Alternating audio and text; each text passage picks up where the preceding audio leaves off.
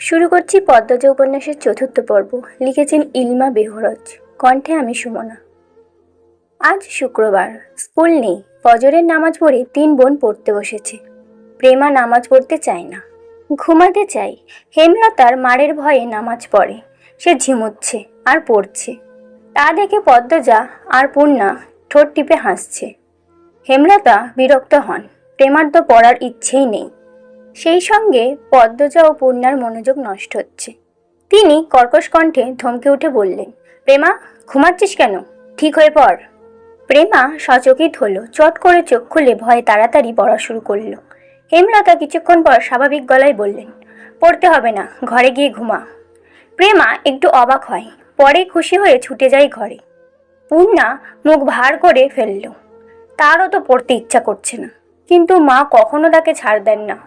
হয়তো ছোটবেলায় ছাড় দিতেন, মনে নেই। সে আবার দ্রুত সব ভুলে যায়। ব্রেন ভালো প্রেমার, যা পড়ে মনে থাকে। পূর্ণা খুব দ্রুত ভুলে যায়। পদ্মজার সবকিছুই স্বাভাবিক, শুধু রূপ বাদে। সূর্য ওঠার সাথে সাথেই মোর্শেদ বাড়িতে ঢুকেন। হাতে ঝাঁকি, জাল আর বড়শি, কাঁধে পাটের ব্যাগ ঝুলানো। ভোরে মাছ ধরতে গিয়েছিলেন। মোর্শেদ বাড়ি ফিরলে পূর্ণার প্রেমা সবচেয়ে বেশি খুশি হয়। মাছ খেতে পারে অনেক।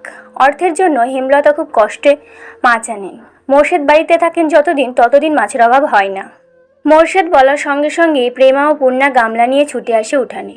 মোর্শেদের কাঁধের ব্যাগ উল্টে ধরে গামলার ওপর। পুঁটি, ট্যাংরা, পাবদা, চিংড়ি মাছের ছড়াছড়ি। হেমলতা ভারী খুশি হন।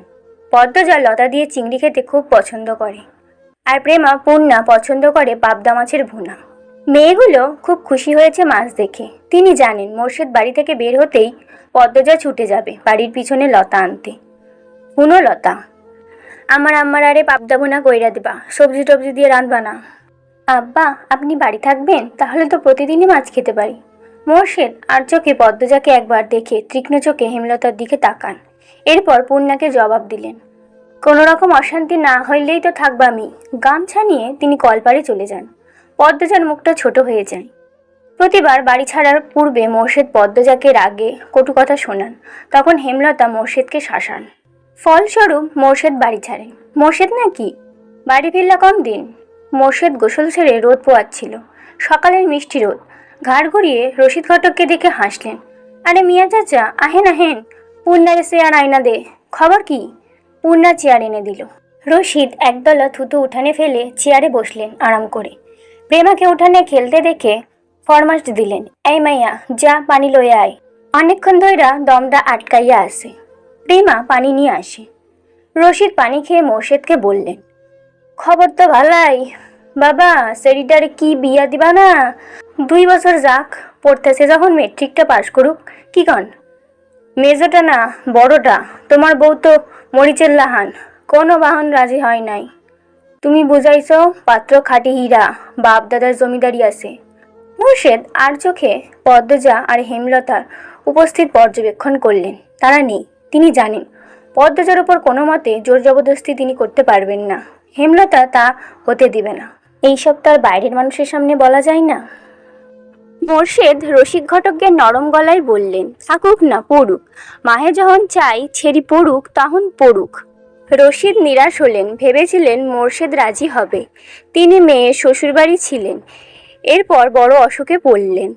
তাই মোর্শেদ বাড়ি ফিরেছে শুনেও আসতে পারেননি। আজ একটু আরামবোধ হতেই ছুটে এসেছেন অনেক আশা নিয়ে। কিন্তু মোর্শেদের জবানবন্দি তিনি আশাহত হলেন। কটমট গলায় বললেন, যুবতী ঘরে রাহান ভালা না। যখন বংশে কালি পড়ব তখন বুঝবা।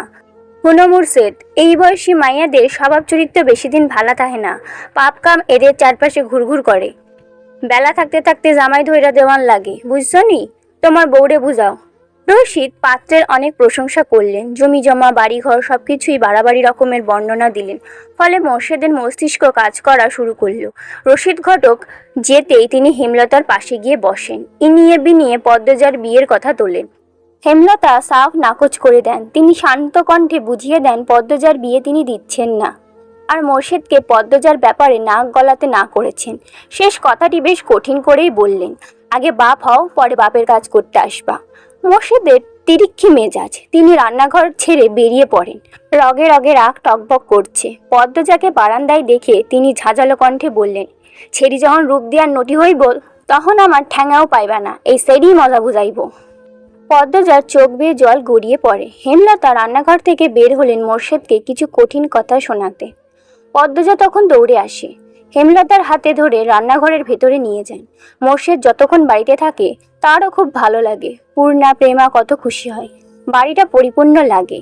সে চায় না তার বাবা ঝগড়া করে রাগ নিয়ে বাড়ি ছেড়ে চলে যাক। হেমলতা রাগে এক ঝটকায় মেয়ের হাত সরিয়ে দেন। তার সহ্য হয় না মোর্শেদকে। মানুষের কথার দ্বারা নিয়ন্ত্রিত হওয়া বদমেজাজি একজন মানুষ মোর্শেদ। ভালোটা কখনো বুঝে না, মানুষের কথাই নাচে, সারাক্ষণ মস্তিষ্কে একটা বাক্যেরই পূজা করে, মানুষ কি বলবে। মুষলধারে বৃষ্টি হচ্ছে। মাথার ওপর বৃষ্টি নিয়ে মোর্শেদ বাড়ি ফেরেন। মুখ দেখে বোঝা গেল তিনি খুব খুশি। হেমলতাকে ডেকে বললেন, 1 মাসের লাইগা ঘরটা চাইরা লাহারি ঘরে উঠা পড়ো। কিসের দরকারের জন্য? শুটিং করার লাইগা মাতব্বর বাড়ি যারা আইছে তারা বলি আমাদের বাড়ি পছন্দ হইছে, বিরাট অঙ্কের টাকা দেব কইছে। আমি কথা দিয়ে আইছি, কালই উঠতে কইয়া আইছি। হেমলতা বিরক্ত হয়ে গিয়েও পারলেন না। সত্যি অর্থের খুব দরকার। পদ্মজার সামনে মেট্রিক পরীক্ষা, কত খরচ, কলেজে পড়াতে ঢাকা পাঠাতে হবে। তিনি মোর্শেদকে বললেন, টাকার ব্যাপারটা নিয়ে আমার সাথে আলোচনা করতে বলবা, নয়তো জায়গা হবে না। আরে বলবা মানে, এখন তো সব গুছাইয়া লাও। পূর্ণা আড়াল থেকে সব শুনেছে। 7 দিন হয়েছে লিখনসা আর চিত্রা দেবী এই গ্রামে এসেছে, অথচ সে দেখতে পারল না। হেমলতা যেতে দেয়নি। পূর্ণা নামাজের দোয়ায় খুব অনুনয় করেছেন আল্লাহকে, যেন লিখনসা আর চিত্রা দেবীকে স্বচক্ষে দেখতে পারেন। আর এখন শুনলো তাদের বাড়িতেই নাকি আসছে ওরা। পূর্ণার মনে হচ্ছে সে খুশিতে মরে যাচ্ছে। এই মগা, আমাকে 1 কাপ চা দাও তো। মগা ঝড়ের গতিতে চা নিয়ে আসে। লিখন চিত্রার পাশে চেয়ারটাই বসলো। এরপর মগাকে বলল, দারুণ চা করো তো তুমি। মগা কাচুমাচু হয়ে হাসলো। ভাবে বোঝা গেল প্রশংসা শুনে সে ভীষণ লজ্জা পেয়েছে। চিত্রা মগার ভাবভঙ্গি দেখে হেসে উঠল। চিত্রা হাসলে মগা মুগ্ধ হয়ে দেখে মাতব্বর বাড়ির কামলা সে। চিত্রনায়ক লিখনসা এবং চিত্রনায়িকা চিত্রা দেবীর সেবা করার দায়িত্ব মগাকে দেওয়া হয়েছে।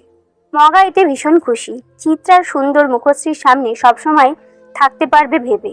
চিত্রা বলল, তোমার ভাইয়ের নাম জানি কি বলছিলে? 4 ফুট উচ্চতার মগা উৎসাহ নিয়ে জবাব দিল, মদন। চিত্রার হাসি পায়। অনেক কষ্টে চেপে রাখলো। মগা মদন কারো নাম হয়? শুটিং এর মাঝে হুট করে আকাশ ভেঙে বৃষ্টি নামলো, তাই আপাতত শুটিং স্থগিত আছে। সবাই বারান্দায় বসে বৃষ্টি দেখছে, হাতে সবার রং চা। ডিরেক্টর আবুল হাজেল দারুণ খিচুড়ি রান্না করেন। বৃষ্টি দেখেই তিনি রান্নাঘরে ঢুকেছেন। আচ্ছা মগা, এই বাড়ির 2টা মেয়ে কোথায়? আসার পর একবার এসেছিল, এরপর তো আর এলো না। চিত্রা প্রশ্ন করল। মগা বলল, এই যে লাহারি ঘর, ওইটাতেই আছে। লাহারি ঘর মানে কি? মগার বদলে লিখনসা বলল, যে ঘরের অর্ধেক জুড়ে ধান রাখা হয় আর অর্ধেক জায়গায় চৌকি থাকে কামলাদের জন্য, সেটাই লাহারি ঘর বলে এখানে। বোঝা গেছে? চিত্রা চমৎকার করে হাসলো। বোঝা গেছে। মগা, বৃষ্টি কমলে লাহারি ঘরে যাব, ঠিক আছে? আচ্ছা আব্বা। এই লিখন, যাবা? এই তো সামনেই, আলসেমি করো না। মগা হই হই করে উঠল, না না, ব্যাটা লইয়া যাওন যাইব না, বাড়ির মালিকের মানা আছে। লিখন মগার না করার ভাব দেখে ভীষণ অবাক হলো। চিত্রা প্রশ্ন করলো, মানা কেন? বাড়ির বড় ছেড়ির তো আপনারা দেখেন নাই, আগুন সুন্দরী। এই লিখন ভাইয়ের লাহান বিলাই চোখা, সেরিডারে স্কুল ছাড়া আর কোনখানে যাইতে দেয় না। বাড়ি দিবার আগেই কইয়া রাখছে লাহারি ঘরে বেডা মানুষ না যাইতে। এই সেরি লইয়া ভৌতিক ইচ্ছা আছে। চিত্রা বেশ কৌতূহল বোধ করল। লিখন তীক্ষ্ণ ঘোলা চোখে লাহারি ঘরের দিকে তাকালো। 1.5 দিন হলো এখানে এসেছে। উঠানের শেষ মাথায় থাকা লাহারি ঘরটা একবারও মনোযোগ দিয়ে দেখা হয়নি। সামনের দরজাটা বন্ধ। 2টো ছোট মেয়ে এসেছিল ঘরটার ডান পাশ দিয়ে। ঘরটার সামনে পিছনে গাছপালা। বাড়িটা পুরনো হলেও দারুণ, তবে এই মুহূর্তে তার অন্য কিছুর প্রতি তীব্র কৌতূহল কাজ করছে। লাহারি ঘর 2 ভাগে ভাগ করা হয়েছে, চাদর টাঙিয়ে। এক পাশের চৌকিতে হেমলতা এবং মোর্শেদ থাকে, অন্য পাশের চৌকি পদ্মজা, পূর্ণা ও প্রেমার দখলে। লাহারি ঘরের পিছনের দরজা আপাতত প্রধান দরজা হিসেবে ব্যবহৃত হচ্ছে। পিছনে অনেক কচু গাছ ছিল। হেমলতা মোর্শেদকে নিয়ে জায়গা খালি করেছেন।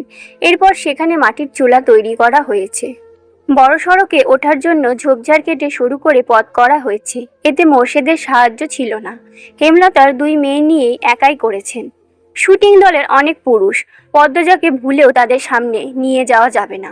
হেমলতার মাঝে মাঝে ইচ্ছা করে পদ্মজার মুখ পুড়িয়ে দিতে, পরক্ষণে নিজের ওপর ঘৃণা চলে আসে। কি করে নিজের মেয়ের প্রতি এমনভাবে মনোভাব আসতে পারে তার? অথচ পদ্মজার হাতে সূচ ফুটলে হেমলতার মনে হয় নিজের শরীরে আঘাত লেগেছে। কি জন্য এত টান পদ্মজার প্রতি? ভেতরে ভেতরে হেমলতা এই প্রশ্নের উত্তর জানেন, শুধু প্রকাশ পায় না। না জানার ভান ধরে থাকেন। আম্মা, আমি রাধি। পদ্মজার প্রতিদিনের প্রশ্ন। হেমলতা রাধতে দিবেন না জানা সত্ত্বেও পদ্মজা প্রতিদিন অনুরোধ করে। হেমলতা বিপদ আপদ ছাড়া পদ্মজাকে রান্নাঘরে পাঠান না। সোনার শরীরে মাটির চুলার কালি লাগাতে হেমলতার মায়া লাগে। তিনি হাসেন। পদ্মজা মুগ্ধ হয়ে দেখে হেমলতার বয়স 36, শ্যামলা চেহারা, দাঁতগুলো ধপধপে সাদা, চোখের মণি অন্যদের তুলনায় বড় এবং গাঢ় কালো। চোখ দুটি গভীর পুকুর মনে হয়, ছিমছাম গরম, পূর্ণা যেন মায়েরই কিশোরী শরীর। তবে তারা তিন বোনই মায়ের মতো চিকন এবং লম্বা। আচ্ছা, আজ তুই রাঁধবি? পদ্মজা ভাবেনি অনুমতি পাবে। আদরে উল্লাসে প্রশ্ন করে, সত্যি আম্মা? যা জলদি, আছরের আজান কবে পড়েছে? পদ্মজা রান্নার প্রস্তুতি নিতে থাকে। পূর্ণা আর প্রেমা হিজল গাছের নিচে বাটি বিছিয়ে লুডো খেলছে। প্রেমা বাটপাড়ি করে। এই নিয়ে কিছুক্ষণ পর পর তাদের মধ্যে তর্ক হচ্ছে। সকালে বৃষ্টি হয়েছে। রান্না করতে গিয়ে পদ্মজা ভেজা মাটির সোদা গন্ধ পেল। কি সুন্দর অনুভূতি! মোর্শেদ পদ্মজাকে রাঁধতে দেখে কপাল কুঁচকে ফেললেন। ঘরে ঢুকে হেমলতাকে মেজাজ দেখিয়ে প্রশ্ন ছুড়ে দিলেন, এই সারি রাঁধে কেন? হেমলতা নির্লিপ্তভাবে জবাব দেন, আমি বলেছি। কতদিন কইছি এই সারির হাতে রান্ধো না, মানে না খাওয়াইতে? মোর্শেদের কঠিন স্বর পদ্মজার কানে আসে। মুহূর্তের খুশিটুকু ফাটা বেলুনের মতো চুপসে যায়। সে জানে এখন ঝগড়া শুরু হবে। তার আম্মা আব্বার অনুচিত কথাবার্তা মাটিতে পড়তে দেন না। তার আগেই জবাব ছুড়ে দেয়, খেতে ইচ্ছা না হলে খাবা না? রাতের বেলা না খাইয়া থাকবা মামি? খাবার রেখেও যদি না খেতে চাও সেটা তো তোমার সমস্যা। আমি বা আমার মেয়ে কেউই না করিনি। মোর্শেদ কিছু নোংরা কথা শোনাতে প্রস্তুত হন। হেমলতা সেলাই মেশিন রেখে উঠে দাঁড়ান। তিনি যেন বুঝে গিয়েছেন মোর্শেদ কি বলবেন।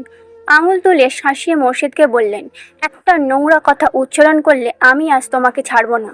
পদ্ম তোমার মেয়ে, আল্লাহ সইবে না। নিজের মেয়ের সম্পর্কে এত নোংরা কথা বলতে কোনো বাবা পারে না। মোর্শেদ নোংরা কথাগুলো হজম করে নিলেন, তবে দাঁত কিরমির করে বললেন, পদ্ম আমার ছেড়ি না, পদ্ম তোমার মেয়ে। আর একটা কথাও না। বাড়িতে অনেক মানুষ, নিজের বিকৃত রূপ লুকিয়ে রাখো। মোর্শেদ দমে যায়। চৌকিতে বসে বড় করে নিঃশ্বাস ছাড়েন। চোখের দৃষ্টি অস্থির। পদ্মজার জন্মের পর থেকেই হেমলতার রূপ পাল্টে গেছে। কিছুতেই এই নারীর সাথে পারা যায় না। অথচ একসময় কত মেরেছেন হেমলতাকে। হেমলতার পিঠে, উরুতে, ঘাড়ে এখনো মারের দাগ আছে। সময় কোন জাদু বলে হেমলতাকে পাল্টে দিল তা জানা নেই মোর্শেদের।